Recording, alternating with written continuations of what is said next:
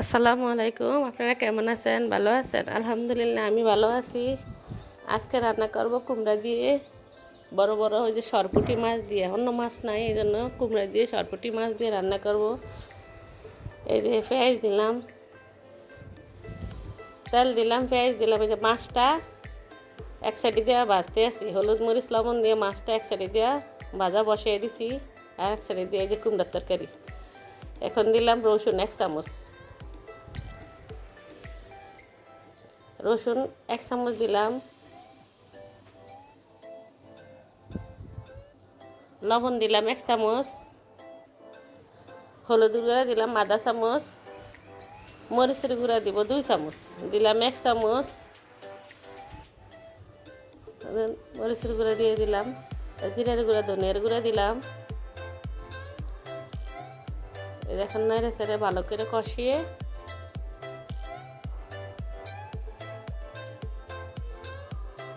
এই যে কুমড়াটা দিয়ে দিলাম।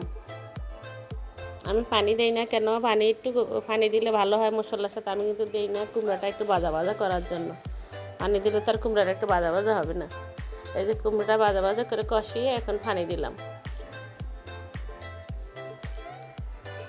পরিমাণ মতো পানি দিছি। এখন মাছটা উপরে কুমড়ো হয়ে গেছে, মাছটা উপরে দিয়ে দিলাম। এখন ঢাকনা দিব, আরও হবে মাছের সাথে তরকারির ঝোলটার সাথে কষানো হবে। এই যে লবণ লাগবে একটু, আর 1 চামচ লবণ দিলাম। কিন্তু কষানির মধ্যে ডেকে রাখছি, ওই ঢাকনা দেখানো হয় না।